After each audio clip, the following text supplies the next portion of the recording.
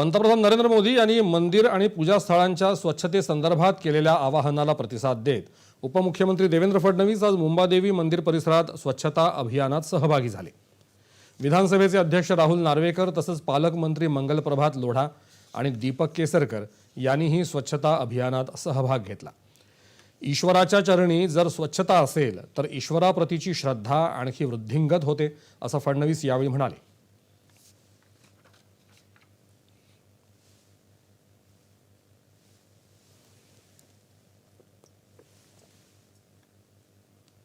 आपापली जी श्रद्धास्थानं आहेत ती श्रद्धास्थानं ही आपण स्वच्छ ठेवावीत आणि विशेषतः ज्यावेळी आपण अयोध्येमध्ये प्रभू श्रीरामाच्या मंदिराचं त्या ठिकाणी उद्घाटन करतोय आणि मूर्तीची प्रतिष्ठापना करतोय, अशा वेळी देशभरातले मंदिर हे स्वच्छ असले पाहिजेत। राज्यातल्या वेगवेगळ्या मंदिरांमध्ये सगळीकडे स्वच्छता चाललेली आहे आणि खरोखर या ठिकाणी स्वच्छता करत असताना एक वेगळा आनंद, एक वेगळी अनुभूती ही देखील आज आम्हाला प्राप्त झाली।